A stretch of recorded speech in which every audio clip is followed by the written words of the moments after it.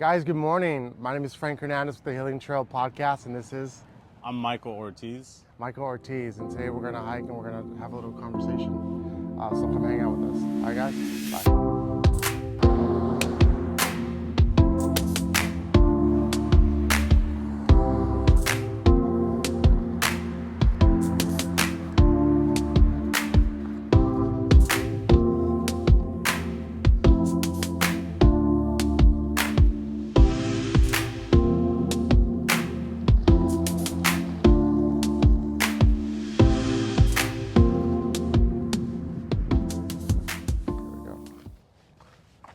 Morning, Michael. How are you? Hey, morning, Frank. I'm doing great. It's nice and sunny out today. It's been a little cloudy over the past week, so yeah, I'm good, man. How about you? I'm doing good. Yvette and I are in from Arizona visiting for the Easter weekend. So Yeah, I think beautiful. Later on, we're going to go to Steph's, but it's a change up from Arizona because although the past couple of months we've kind of had decent weather, by decent I mean 70 to 80 degree weather, it is starting to heat up. So being able to come out here to California and enjoy the cold nights and the cold brisk mornings it's a gift for sure. Yeah, there's just a different type of heat out there, and as you know, I lived in Tempe for almost 4 years, about 4 years. Yeah, there's a definite vibe change. It's interesting though. I would say that part of that is not weather based, but like I don't know. Like when you're in California, there's just and I love California. It's a beautiful state, but there's just this tangible kind of stress and anxiety in the air, you know. But yeah. I ordered a donut this morning. It's in the small things, right, that we kind of take for granted. I love California too. It has my heart because I was born and raised here. Mm-hmm. But when I come and visit, like this morning, I went to go check out a donut shop, and I'm kind of like a nerd. I'm happy. Hey, good morning. How you doing? Oh yeah. And it's like, tell me what you want. Yeah. The lady at the counter like, okay, what do you want? I'm like, do you have? And I'm trying to have a conversation, like, hey, how's it going? And I'm like, hey, do you have any cherry fritters? And she looked at me like I owe her money. So it's just kind of like, hopefully the nice sun will kind of help alleviate some of that stress. Yeah. Yeah, no, definitely. It's very interesting. Just like one of the indicators, like you said, is like how often do random people just like say hi or like have like small talk with you throughout the day, and it's rare out here. Yeah. Compared to just pretty much probably any other state. Yeah. That's funny. Yeah. But you could change somebody's day by doing that, though. Absolutely. Absolutely. Michael, give us some background on who you are, what you do. You mentioned you lived in AZ for a little while. What did you do in Arizona? Yeah, I was in Arizona for law school, so I'm a lawyer. I'm currently licensed, practicing. I have my own law practice. I do Amazing. trusts and estates, which is like one of the least exciting. Like when people think of lawyers, they rarely think of like, oh, that type of lawyer. Even though I guess there was a very popular show called Succession, Succession, I think, that had to do with it. But yeah, I do trust and estates, and I kind of don't define myself as a lawyer, as far as like personally, I consider myself a philosopher. Yes. And also just kind of like a teacher, a mentor, yeah, and among other things, a father, a husband, yeah. Amazing father, amazing husband. Thanks. Michael, we've had small conversations here and there. But you've definitely, in the little interaction we've had over time, you definitely taught me a lot. Oh, thanks. So I'm personally very grateful that you're here, spending your Saturday morning with me, because I know you got a little baby girl, that you're, Yeah. you know, Penelope. Yeah. So thank you for giving me some of her time today. Yeah. I appreciate it. Of course.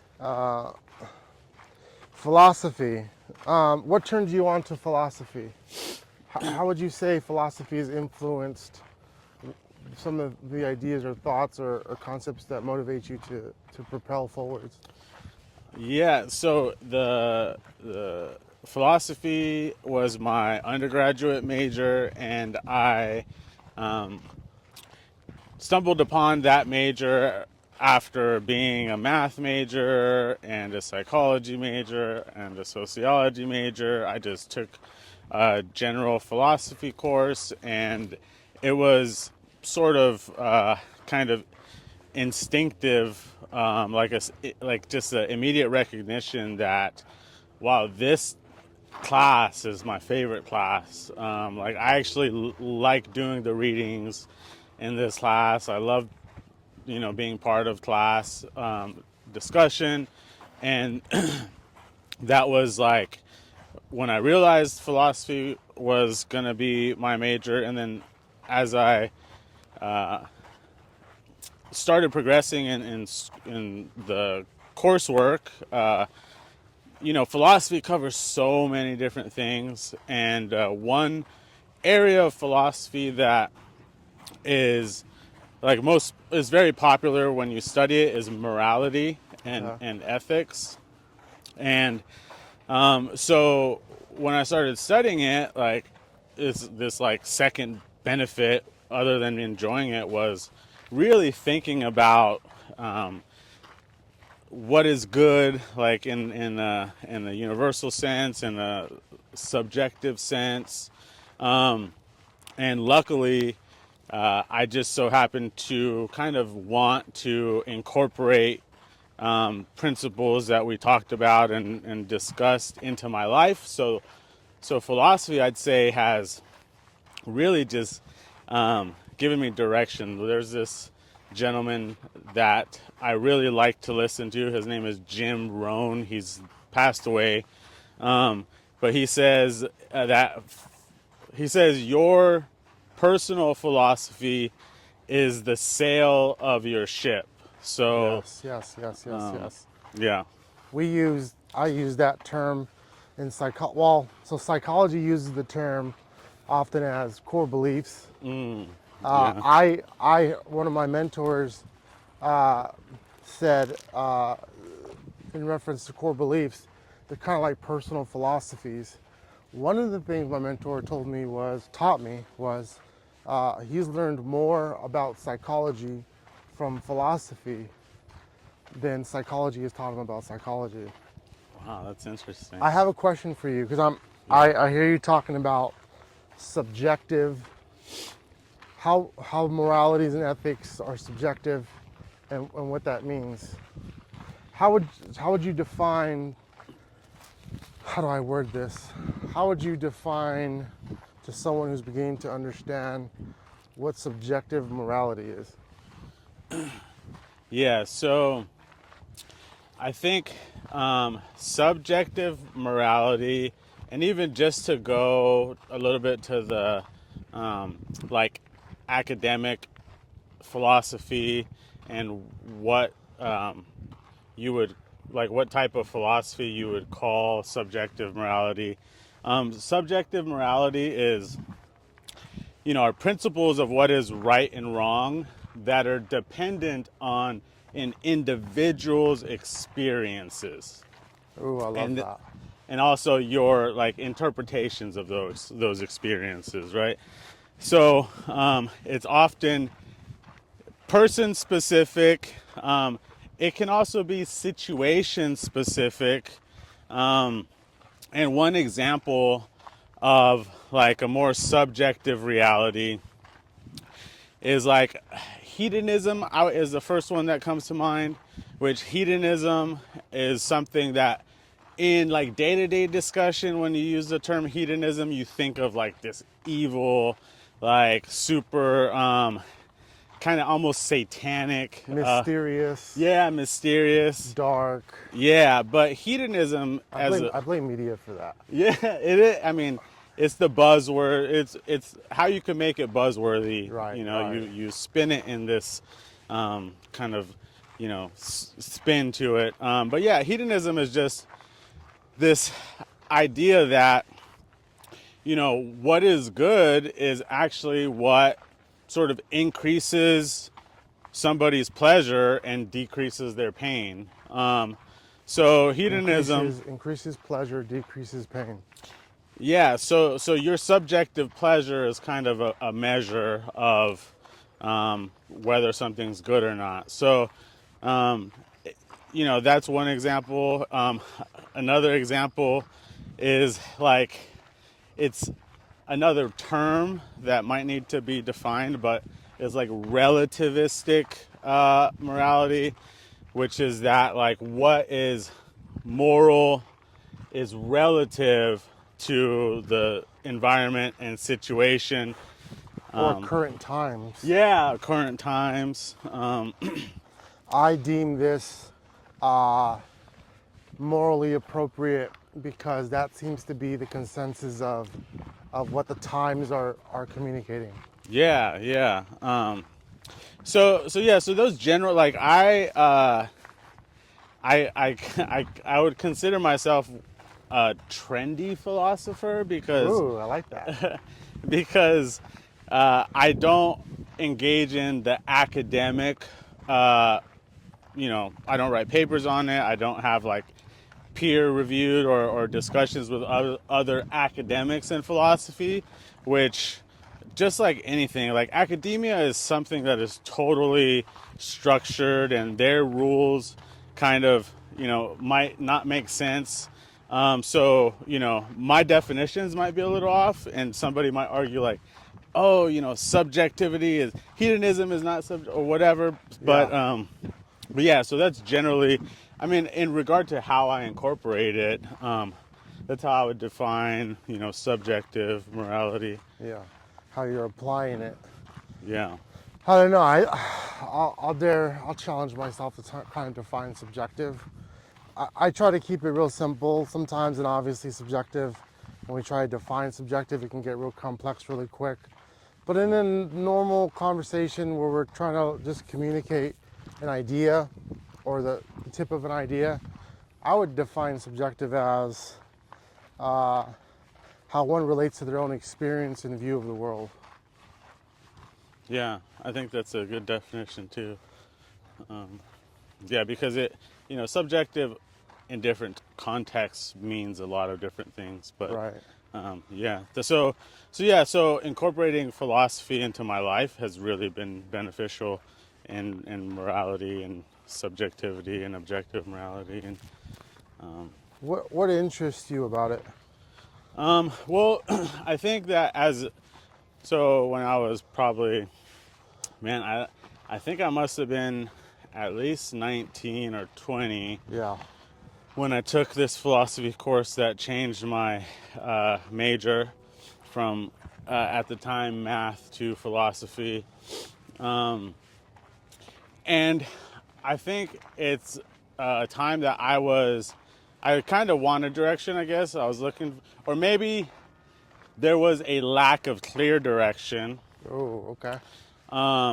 and that this started to fill that kind of direction, and it was beneficial to me. And like it was more of a like internal like feeling of having direction, because as you may or may not know, like I had plans somewhat at a young age. Like when I was essentially when I graduated high school, I knew I was going to go to college. When I decided to join the Marine Corps, like I knew, oh, I'm going to join the Marine Corps. When I decided to go to law school, like I knew, like I always had some plan, whether Yeah. those plans changed or not. Like I always made sure I had some plan, but these like strategic plans did not equate to like a feeling of, I guess, having direction. Ooh. You know? Ooh. Just because, yeah, that goes to the just because you're, this is like a business thing. Just because you're busy doesn't mean you're making progress. Yeah, exactly. So I feel like, so what you're saying is, what I hear, tell me if this is correct. What I hear is, although you were very plan-oriented, goal-oriented, there still was this maybe perhaps this lack of fulfillment, feeling Yeah. fulfilled. Yeah, like emotional state, was not as organized. And just as a kind of my own opinion is that I think that's kind of like every person's struggle, and it's not like it's a never-ending struggle. It's like, okay, my external situation, maybe I'm rich, but I'm not happy, right? Or maybe I don't have a lot of money, but like every day I wake up like not wanting anything, as far as like I'm just content and happy. So yeah, so it was that disconnect, I guess. That philosophy filled the void, and it's one of those things where it's like the feedback loop Yes. is a little bit like it's not fast, but it's enough to that like it keeps you going. And for me, it was like, oh, I'm starting to understand like good and bad, and living a good life, or what's a moral life, or how does, like, what is your will, and how does your will play into morality, and when that kind of clears unknown areas, or when you learn something new, that's a little bit of a psychological, physiological, like reward that kept me pursuing it. And yeah. Sure, you're not a psychologist, Michael. Well, I was a psychology major, You use man. a lot of. That's right. That's true. A lot of your terms I'm hearing are psych related, behavioral science related. That's amazing. It makes me feel familiar with what you're saying. How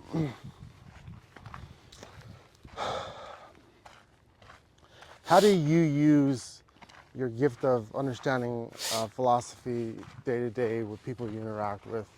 Or one question, two question might be, how do you use philosophy in the people that you come in contact with day to day, and they may have opposing views of personal philosophies? Yeah.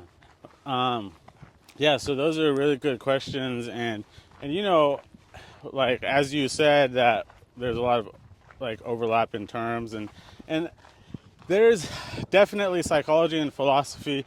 There is a philosophy of psychology as well. Oh.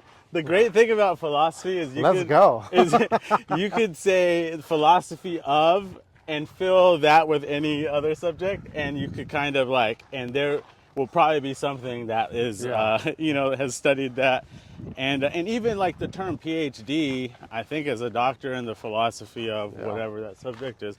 So, and that, without to harp on philosophy, but philosophy is basically like the operating instructions of your brain, in the sense that it's like the user manual. It's not like the technical how to put it together, although it can be, but it's like understanding how these parts work together. And so in philosophy, one of the things that I loved about it, and that some people I've heard hate about it, is this feeling of there not being an answer. Yes. And in philosophy, as a practice of what we do, is we like argue both sides, right? When we're thinking about something or talking about something, generally in philosophy, the common Goal is the general goal is to have like objective conclusions, or to find objective knowledge. So in doing that, we're usually trying to not be biased, and we're usually like even trying to argue our hardest against our natural inclinations or our natural theories. So that practice is so helpful. That was kind of what I liked about it initially, and studying it, and you know, philosophy taught me how to be able to hold two positions that might be opposing, and even more importantly, how to listen and even argue against your like immediate, almost emotional like responses to questions. Yes. You know, Yes. questions that would trigger you. Yes. Like, you learn to argue against your position, and that's just beneficial in so many things. I use it every day, and there are a few people I could have that type of discussion with, because for those that maybe haven't learned how to be willing to take opposite views or be willing to listen to opposite views, having discussions with them, their their psychological like impulses might overpower the situation to where it's not really productive to have that conversation. But I do have some friends that I luckily have that relationship with, and it's really a beautiful thing to be able to engage with somebody in things that like are sort of like core to their belief, and them being willing and able to like give weight to, or give, you know, space, as the kids call it, hold space for that other view, without ruining a relationship, you know. Yeah, this is definitely a valuable skill, and a very rare one at that for us as humans to possess. But I think it's very knowledgeable and very worthwhile for us to kind of, if we don't have that skill, to kind of seek it or develop it over time. One of the ideas that comes to mind is sort of, what's the word, Michael? Cultural intelligence, becoming familiar and accepting of other people's cultures, although they are different from ours. That was kind of the doorway or the window to kind of me allowing myself to be comfortable, eventually comfortable to hearing opposing ideas. It's kind of what, especially if you're in the area of seeking knowledge, and getting the best knowledge you can, you're kind of in the arena where you hope someone would kind of bring something that contradicts your truth, because it allows you to evolve your idea and current understanding of what your previous thoughts were. Yeah. It is rare. Definitely a skill worth developing, I think. Yeah, I mean, it is back to like objective, subjective. Like, it is objectively a good skill in practice and in your practical daily life. So, you know, in business, I'm a lawyer, but I also own my own business. So, it have that process allows you to find objectively what the best strategy is, and you know, the measurement. Hey, how's it going? Good morning. How are you Morning. guys? And yeah, you know, the thing about business, which there's a lot of philosophy in business is insane. It's psychologically, philosophically, but in business, like it is like you're measuring the success of the business on revenue, right? So there's like an objective factor that goes into play. That's not the only factor when it comes to morality, but business, you have a goal, And so being able to take opposing views on things that on truths that you kind of think are true is super valuable in business. And then subjectively, peace of mind, it does, as a practice, it's helpful. And it's helpful to maybe give you more peace in a time where, in the idea of uncertainty, Yes. which causes a lot of stress for a lot of people. The unpredictability Yeah. of feeling uncertain about decisions moving forward. Yeah, so having that skill can eliminate uncertainty, and thereby help your mental state. Yeah. You bring up an interesting point. How do you think unpredictability or being uncertain of what is to come influences people and their behaviors? So I think it's a huge factor. It's kind of like the weather. The weather is there every day, and when the weather is good, like when you are kind of a little more, when you're not faced with uncertainty or unpredictability, the weather is good, you go about your day, you don't really notice it. Yes. But when the weather is bad, yes, it starts to affect your day almost in everything that you do. Wow. So it can be chaotic, but yeah, so being able to still, make decisions, to still be in control of your thoughts and actions in bad weather is beneficial, Yeah. That's an amazing point. The weather influences are the way we feel, and when we have bad weather, it kind of catastrophizes how we think the rest of our day is going to go, Yeah. or it catastrophizes the current state of value in our day. And then when we have good weather, it sort of promotes this positivity, and in this relationship to uncertainty or unpredictability, that too can have effects on our behaviors. Yeah, and so it can be debilitating.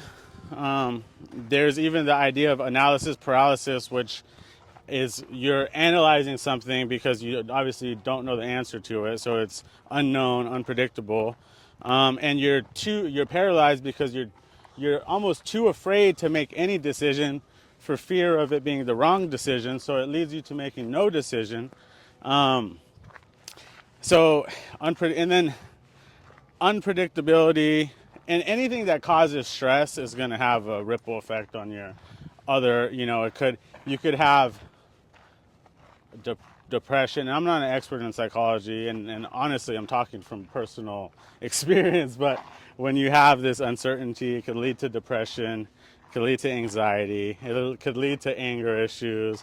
It all kind of adds up, Yeah. Guys, I want to take a second, just give a 360 right here of the area.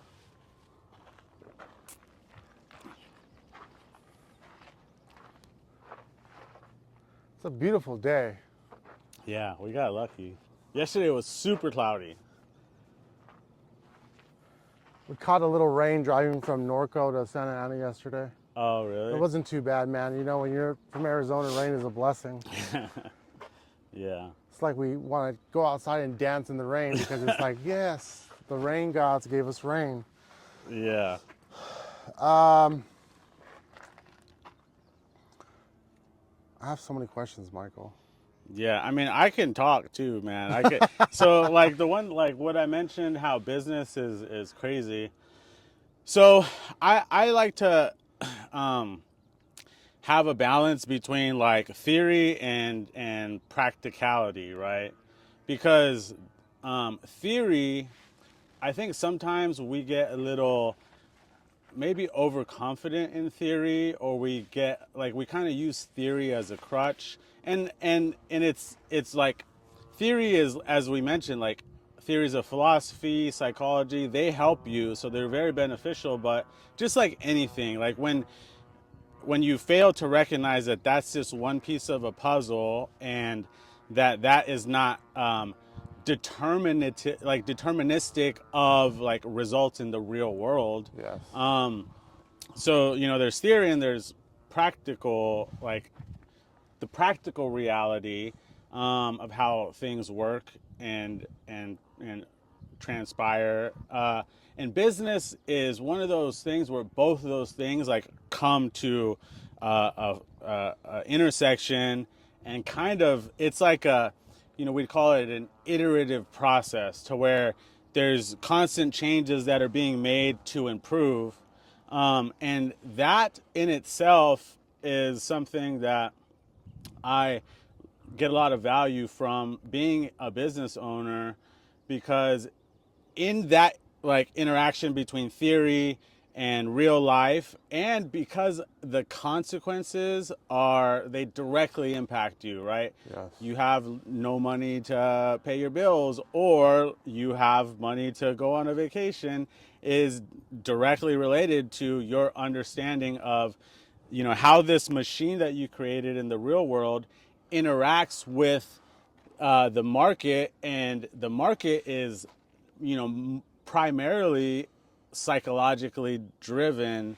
So like when you sell things, you really have to understand psychology, and learning psychology helps you sell. It also helps you build relationships with other business people. You hear networking or business development. Well, if you would talk to some of the best business people, their understanding of psychology and human nature, not from an academic, but just a real world practical sense, Right. is probably one of the largest factors that got them to where they are in success. So it's a constant kind of friction zone, impact zone that, as with anything, stress usually leads to something stronger or something more beautiful or something more true.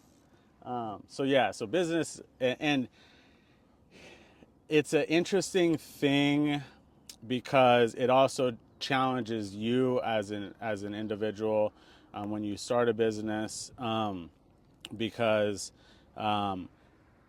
like the levels of anxiety or happiness that you feel, you come into direct challenge with that too, because if your business is not doing well, man, unfortunately some people commit suicide because their business has failed, right? Or money is a big overlap there. But yeah, so that's why I think business is a very interesting thing, and it's something that people don't recognize, that you don't have to start a full-time business. You don't have to start a big business. Just understanding, like selling the things around your house, or if you have a hobby of making crafts and trying to sell those.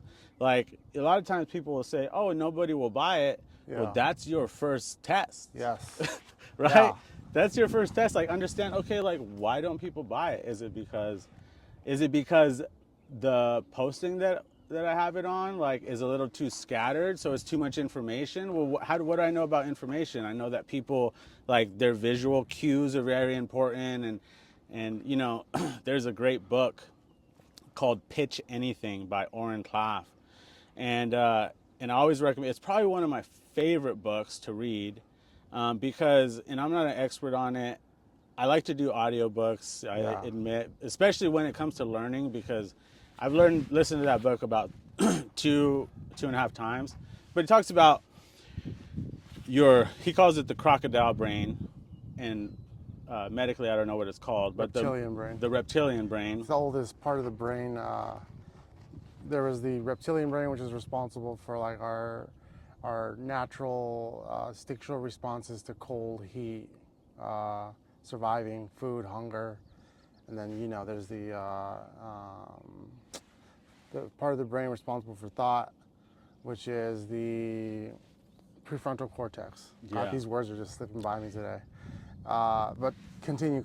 Yeah, so you had the two, and there's one in between. I forget what it's called, and I forget exactly what it does. But the general idea is that your crocodile lizard brain, like, what are the signals that it takes in and categorizes, or And one of those signals obviously is fear, like Yes. protecting, like fight.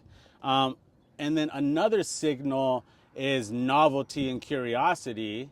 And Ooh, let's go. you know, Let's go. and then like I think pleasure is related to, but like when you understand that, and then you understand that your perceptions are first filtered through the crocodile brain. Yes.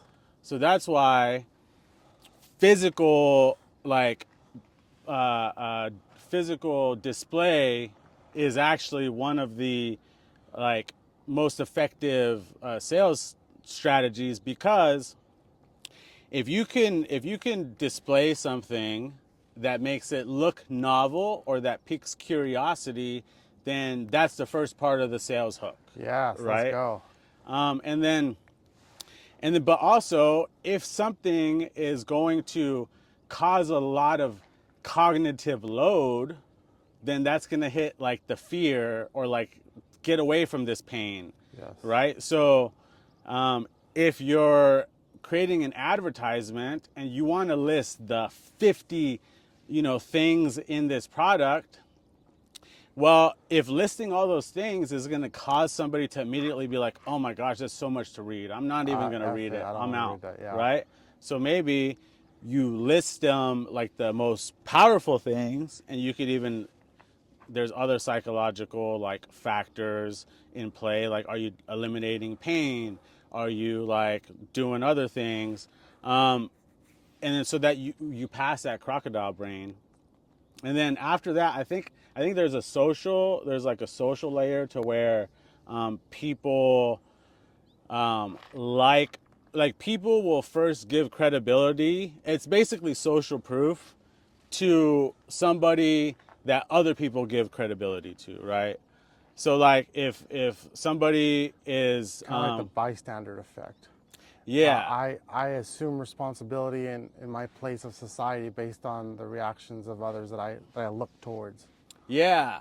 So and the way that happens in sales, and this is kind of common sense, it's just somebody that is leading the conversation. And an example of where in sales you get a kind of a pushback is when somebody challenges your assertion. You say, this is the best lawnmower ever, and somebody's like, well, wait, can it do a like full turn around my tree, or do I have to like make a square around my tree, or is it self propelled, or what's the horse, especially when somebody says, oh well, what's the horsepower, oh well, I could get a better horsepower lawnmower at this other place for the same price or less price. That is actually bless you, Excuse me. that is actually like an obstacle that lowers your social proof, Potential to have impact to social. Yes. to continue to for this person to consume what the information you're giving them, and then logic actually comes last. Yeah. But yeah, so that's why I love business, because Yeah. it's super. And Jim Rohn, he is known as a business philosopher, but his philosophy encompasses everything. And so in business, I think you learn, it's like the practical application of a lot of philosophy and psychology. I hear a lot of cognitive behavioral therapy in there. A lot of cognitive behavioral therapy. There's a triangle called thoughts, uh, emotions, and behaviors. How our thoughts influence our emotions, how our emotions influence our behaviors, and there's like a chain of events. Uh, all started by what's called like an activating event. An activating event could be me and Michael standing here outside, and then a butterfly lands on my hand. Butterfly makes me feel warm and fuzzy, so I might want to give Michael a hug. So that the activating event is the butterfly landing on my hand. Influences my thoughts. I love butterflies. Influences my emotions. I feel good inside. Then I want to spread love. My behavior is give Michael a hug. And then the opposite is true too for something negative. Let's say I'm scared of butterflies. The activating event is the butterfly landing on my arm. Let's say I'm scared of butterflies. It makes my emotions anxious, upset, irritable. then it makes me want to distance myself from Michael. Well, Michael, I'm not in the position to be loving right now, so let's distance Yeah. ourselves. Yeah, I think you're a psych major, bro. I think you're you have a lot of psych stuff in there, a lot of therapy stuff in there. Yeah, I mean, I've studied it for my own personal development as well, and Yeah. you know, my general, I guess, like perspective is based on a psychologist and you know, Maslow's hierarchy of needs. Yep. Although I know that's been kind of further discussed so that it's not exactly a triangle hierarchy, but I think it's accurate enough that like it has a beneficial effect. And in that triangle, you know, at the base of it's a pyramid, Yep. and at the base of the pyramid, there's like physiological needs, I believe, which is Yep. like food, water, Air. and then there's, you know, I just say housing needs like shelter, security. Yep. So like your house, your clothes, and then there's like self-esteem needs and social needs. Yep. And at the very top of that pyramid is self-actualization, Yes, sir. which, you know, the definition is, this definition is not surgical, but it's basically achieving the full potential of yourself. And, you know, in Japan, they have this idea that, I don't know what it's called. There's a lot of Japanese terms that are like thrown around because there's a lot of Japanese or like Japanese philosophy, but the intersection of your passion with your ability, right? That's one Ooh. idea. Passion. So studying psychology, and even especially if I'm in business, like I said, business, a lot of psychology. I'm a lawyer. Sometimes I have to fight with other lawyers. A lot of psychology, a lot of negotiation. As part of self-actualization, I have a practice of constant personal development. Yes. And then because that, like, personal development is a lot of psychology, so I constantly study it, and, you know, I have wants of what I want to continue to study. Yeah. So To the idea of self-actualization, an important part of that too is where you feel like you have enough knowledge and resources and information where you see someone who doesn't have the information, most importantly with like knowledge and lessons. mm-hmm. You see someone who's lacking in areas of knowledge, and you say, okay, I have this knowledge, I'm going to pass it down to you so that you can help lift yourself up, which is what you're doing right now. So this is part of self-actualization in process right now. I think, yeah, Absolutely. And the funny thing is that, like, you know, a lot of these theories or discoveries, if you want to call it that, I think of it more as like discoveries of kind of the fabric of psychological reality, is that people are like, these are a lot of times supported by like real life examples, you know, like Ray Dalio. It's so funny, I just listened to his audiobook not too long ago, and he said when Ray Dalio's one of the most like respected financial experts. He runs like hedge funds, and his hedge funds are known to have the most consistent returns, whether like, you know, great market or bad market. So he's thought to be all around like a very smart person, and he runs this large company with a lot of people. So having to manage those people, he's well respected for that. He has this book called Principles, and he said he wrote the book because he had accomplished everything already, and like the one desire he had was to communicate that to future generations. And it was almost like a, you know, like a fundamental, primitive, like biological instincts. Like, Yes. oh, I want to write this book because I want to give this knowledge to people. And books are amazing. I love books. I mean, I don't read all books, but the books that I do read, I love to read them. And the great thing about books, and we might have talked about this, but Just imagine wherever you're at right now. If you're 20 years, 30 years old, 50 years old, 70 years old, and, you know, the way that you understand the world, like you understand the world a lot better than, you know, when you were 10, right? And you've learned so many lessons, a lot of lessons the hard way. And, you know, your wisdom, the idea of wisdom, like you actually have wisdom, whether or not you got a college degree, like you have wisdom.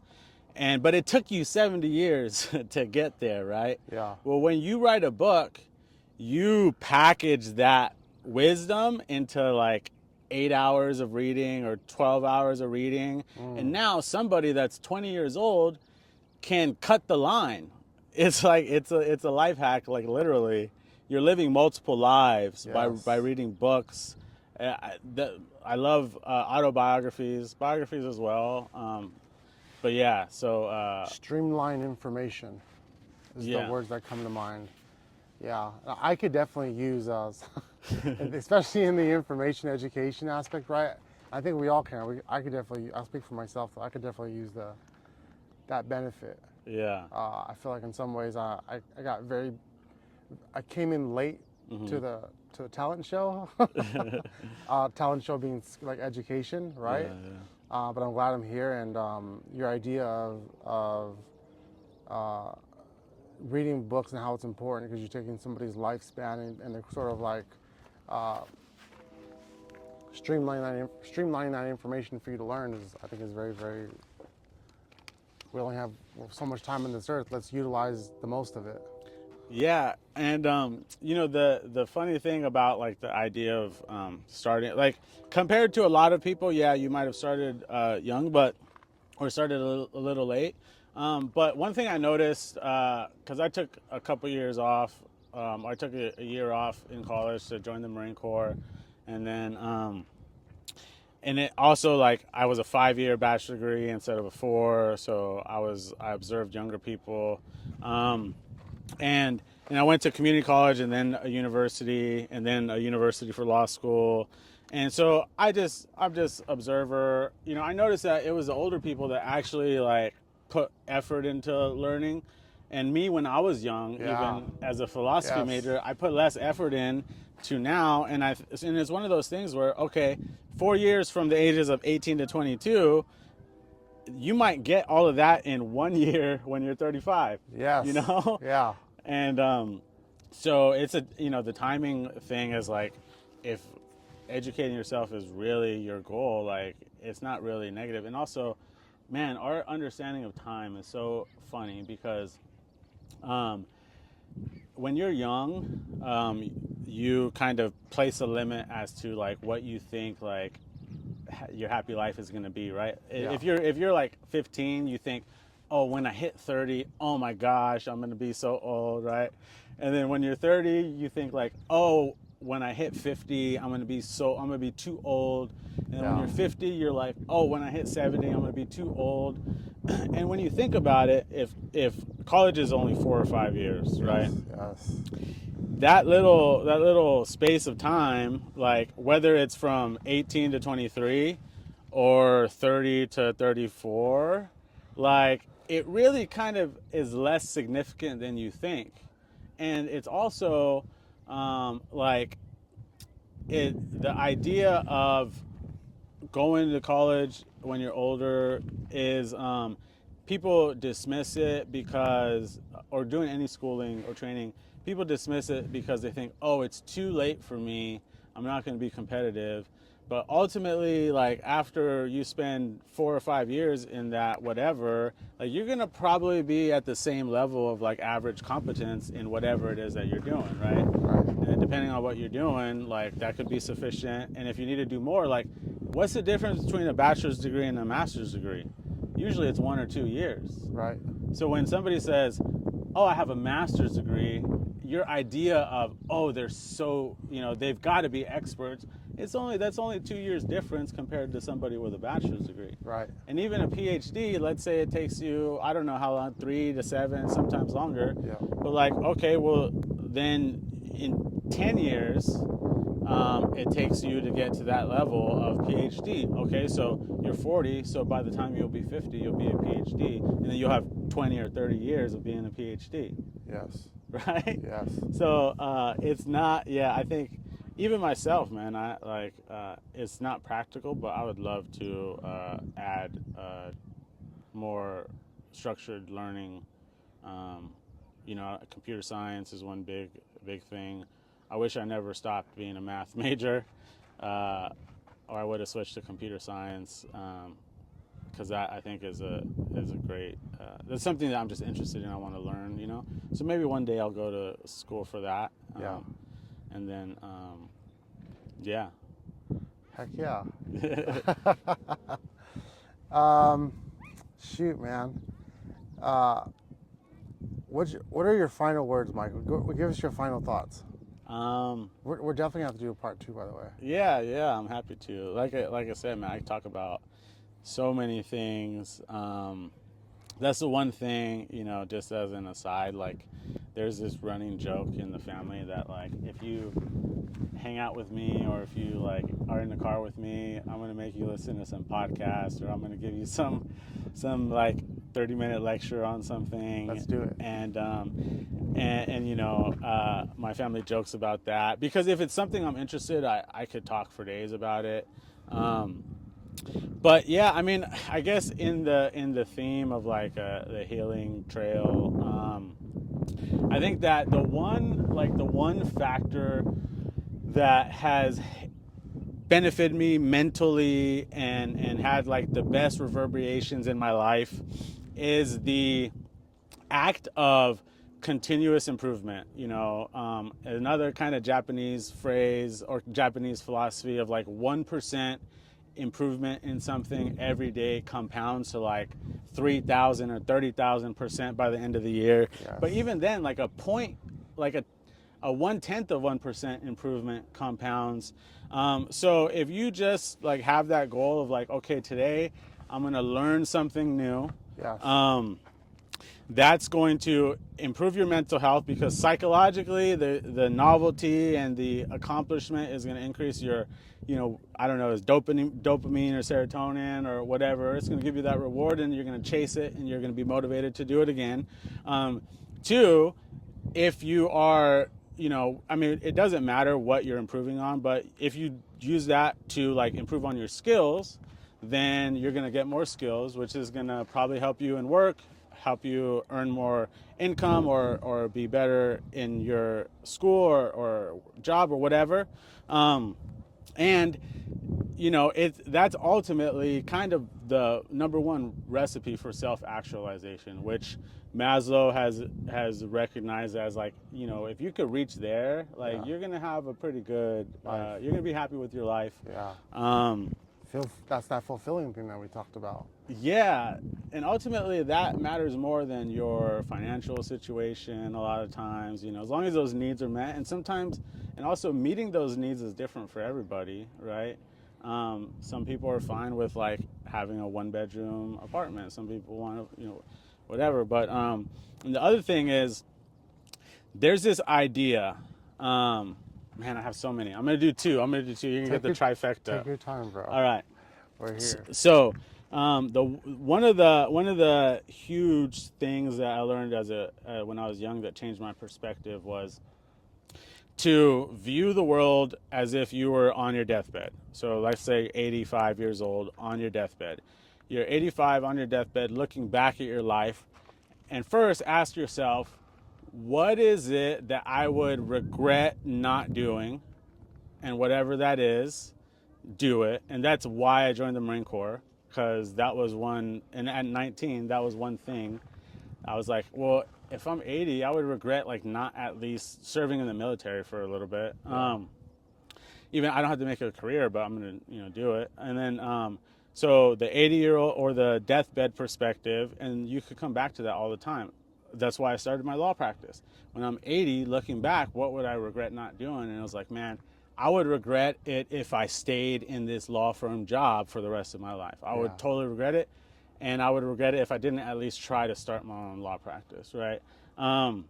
So that, and then the other thing is that, money is like the central focus to a lot of people, right? And a lot of times if you just tell them like, oh, talk about money, they're interested. Well, and then so you hear people saying like, oh, you should take $500 and put it in the S&P like index or the NASDAQ index. And, even if it's $5 a day, well, take that same idea of like long-term investing your money and couple that with that daily personal development and take $20, give yourself a budget and say, hey, I have a budget every month. I could spend $20 on something that has to do Yes. with self-improvement. Absolutely. And so for me, the easiest thing is having an Audible membership because it's like 15 bucks a month. I get one book a month. But even before, like, let's say you're like, oh, there's this like ticketed event where I can go see this person who I really want to learn from. Yes. And it's $100, $150. Like, I'm not saying waste your money on these $5,000 courses, but have some budget to give yourself permission to invest, because that $5, $10, $20, $100 a month is probably going to give you a higher return on your investment than if you just put it in whatever index fund or Bitcoin, right? So have some money allocated for investment into your personal development, and make it as easy as possible for yourself. Don't judge yourself. Like Audible, I used to be like physical book purist, or like read Yeah. purist. Yeah, I think I'm a little bit right there right now. But it just comes back to kind of like efficiency, right? Like, okay, if I read this book and I have to reread these chapters or reread this paragraph 10 times, well, like, and back to learning, like, how do you learn? Like, first, you have your first go through and you kind of catch some things, and then you do it again, and, Yes. and you catch more. So with an audiobook, you could literally go through this whole book in 8 hours within a week. And then if you want to, and I do this for nonfiction, like when I want to learn like psychology or whatever. So you get exposed to it, and then you could listen to it again. But I guarantee just having it playing on the background, you're going to learn something. And then if you want, buy the physical book, use it for reference. If you really want to study, yeah, you probably need the physical book, but don't be too proud to take shortcuts wherever you can, especially if it's something that like, hey, like if I just learn this skill or get better at this, like I'm going to apply it directly right now. Like there's no point in waiting until you buy the physical copy or until whatever. And it's just like the gym. Like 5 minutes at the gym is better than nothing, right? Yes. And 10 minutes at the gym, and even if it's a hotel body weight workout, it's better than nothing, right? Even though it's not as good as your normal workout. So doing that, I think, has huge impacts on your mental health, like for the better. Yeah. Good job. Guys, this is Michael Ortiz. Ortiz, right? Yeah. I do that every time. This is Michael Ortiz, guys. This is the Healing Trail podcast. Thank you guys for joining us. Bye.